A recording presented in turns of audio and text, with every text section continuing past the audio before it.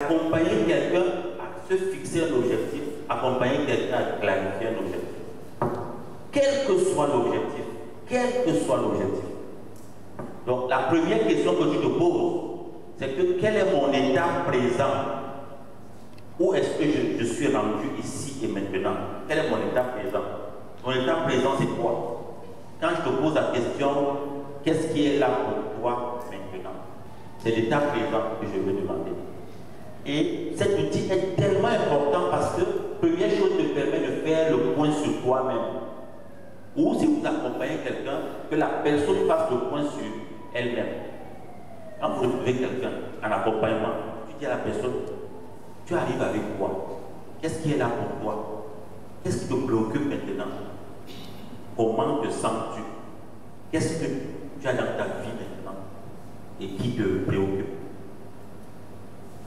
Qu'est-ce qui t'inquiète? Qu'est-ce qui te rend insatisfait ou insatisfait? C'est voir l'état présent, l'état actuel. C'est une situation qui est problématique pour quelqu'un. Ou alors c'est un défi que quelqu'un a. Tout à l'heure, les gens me parlaient des outils. Parce qu'un outil d'accompagnement en PNL. Et on ne se limite pas ici, on ne reste pas longtemps là. C'est juste pour savoir où la personne est. On veut l'accompagner jusqu'ici, à l'état désiré, qui est son objectif. Alors, pour y arriver, ce que je voulais, vous voyez que ici, il y a les obstacles, ici, il y a les ressources. C'est ce que je disais qu'on a besoin, c'est les deux pieds avec lesquels nous marchons. On a besoin de connaître quels sont les obstacles qui peuvent m'empêcher d'avoir ce que je veux, d'atteindre l'objectif que je veux atteindre, d'aller où je veux aller. C'est important. Commençons par là d'abord. Qu'est-ce qui peut m'empêcher de devenir coach professionnel certifié en PNL? Qu'est-ce qui peut m'empêcher? Donc tu regardes, et comme tu te connais toi-même, personne ne peut répondre à cette question pour toi. C'est toi-même qui te connais, tu connais ta vie, tu connais ta réalité, etc.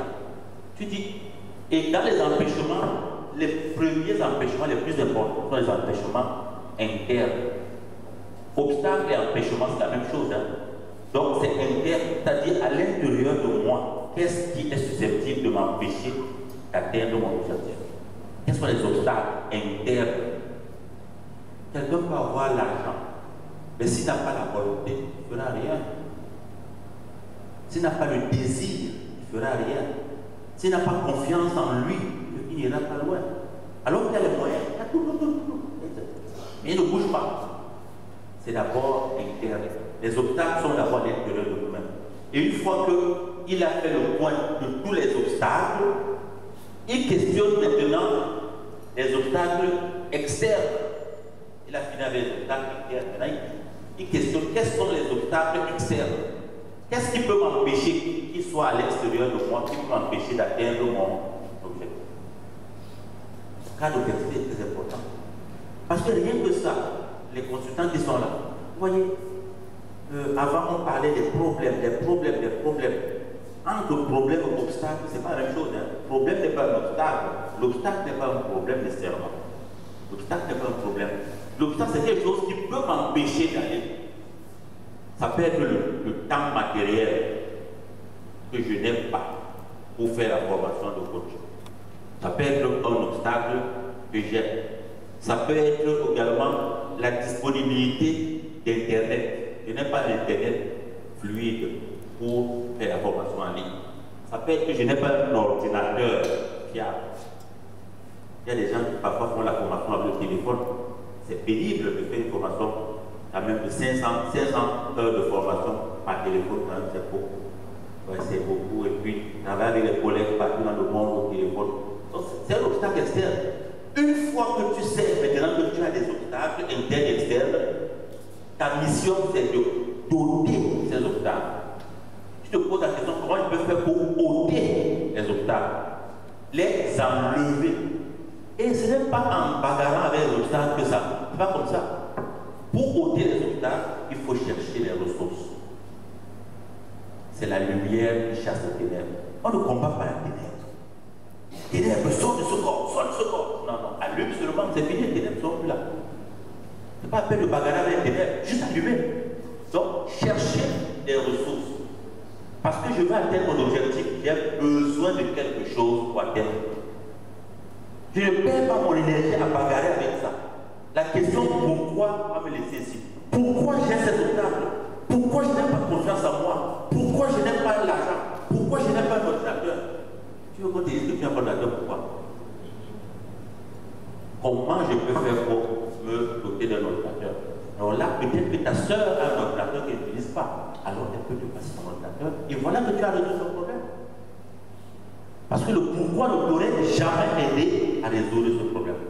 Donc, c'est le comment. Comment je fais pour avoir des ressources qui me permettent d'atteindre mon objectif? Et de quelles ressources j'ai besoin? D'abord, les ressources internes. C'est les plus importants. C'est ce qui à l'intérieur de toi qui est le plus important.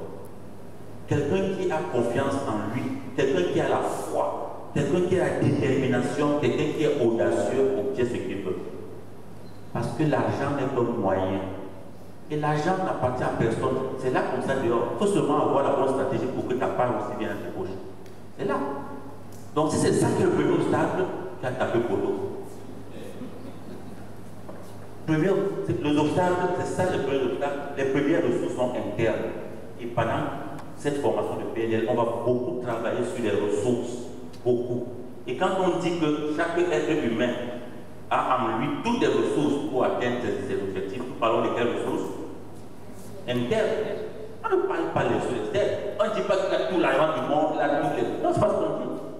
Seulement, c'est les ressources internes qui te permettent d'accéder aux ressources externes. Quand tu as des ressources internes, parce que la vraie richesse est humaine, tu as le choix de celui qui a dit, il y a ceux qui parlaient de l'humain. En réalité, il y a de l'humain.